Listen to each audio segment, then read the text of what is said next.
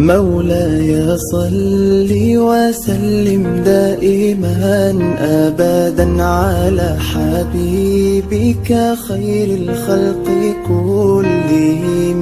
مولاي صل وسلم دائما أبدا على حبيبك خير الخلق كلهم. أعوذ بالله من الشيطان الرجيم. بسم الله الرحمن الرحيم. السلام عليكم ورحمة الله وبركاته. Ako po si Ustaz Badruddin Arbinasing, Grade 8 Islamic Values Teacher. Bago natin tatalakayin ang ating bagong aralin sa hapong ito, ay nais ko munang balikan ang ating nakaraang lesson. Okay class, sino makapagbibigay kung ano ang topic natin last meeting? Okay, very good. Respect to our parents. Yan po yung ating topic last meeting. Okay class, ngayong araw ay talakay naman natin ang tinatawag na good manners on clothing and adornment or pananamit sa Islam. So yan yung ating topic sa hapong ito. Okay, learning objective. At the end of this lesson, you are expected to, number 1, define the meaning of clothing and adornment. Number 2, familiarize the manners of clothing and adornment. And then number 3, discuss the proper ways of clothing and adornment. What I need to know. In Islam, the principles of modesty, cleanliness, decency, and charity are the basis of clothing and adornment. Anything not in conformity with the adornment, maintenance, preservation, and development of these qualities is declared outside the limits of Islam. Therefore, it is sacrilegious. Okay class, meron tayong pagsusulit or pretest sa topic na ito. Read the statement carefully and choose the answer that best describes that the statement. Write your answer in your activity notebook. What I know. Number 1. Prescribed by Islam, with an expression of high culture, elegance, beauty, and righteousness. A. Clothing. Letter B. Dressing. And the letter C. Garments. Number 2. The very private or intermediate parts of the human body that arouse lust or sexual desire. Letter A. Aura. Letter B. Adornment. And the letter C. Zinat. Number 3 questions. It will be used to protect and decorate those parts of the body that should be hidden from others. Letter A. Adornment. Letter B. Garments. And the letter C. Aura. Number 4. Things that people wear to cover and protect their bodies and the private parts. Letter A. Aura. Letter B. Zinat. And the letter C. Clothing. Number 5.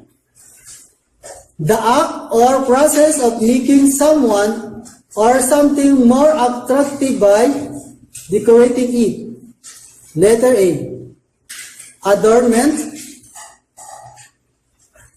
Letter B, clothing. And letter C, dressing. Okay, class, now, activity number 1. Sa activity number 1, fill me and everyone. Let us recall your past lessons. Just answer the following questions to find out how far you have gone with your previous lesson. What is Islam? Okay, Alhamdulillah. Very good. Islam is the complete way of life. Ad-dino wa dawla. Another question, class. How many pillars of Islam? Okay, very good. 5 pillars of Islam. What is it? Let us find out. Terminologies. Clothing. Clothing is the things that people wear to cover and protect their bodies and the private part of the particular. Another is garments. Garments is a piece of clothing used to protect and decorate parts of the body that should be hidden from others. Another is adornments. Adornments, something added to make a person or things more attractive. Purpose of dressing. Muslims are required to pay attention to their appearance, make sure that their clothing is beautiful and clean, especially when dealing with others and when performing the prayers. As the Quran states, children of Adam, wear your best clothing to every mosque. In order to preserve the natural beauty of man and to protect his body from the harmful effect of the changing weather, as well as to guard against criminality resulting from seduction. Allah, the Most High, is His last revealed book, the Quran. It is Allah who made out of the things He created some things to give you shade by the hills. He made some for your shelter. He made you garments to protect you from heat and cause of men to protect you from your mutual violence. Thus does He complete His favors on you that ye may bow to His will in Islam. Fear of Allah, basis of clothing. Dressing properly as prescribed by Islam is an expression of high culture, elegance, beauty, and righteousness. Garments should only cover man's shameful parts, nor protect and decorate him, but should also enable man to attain piety.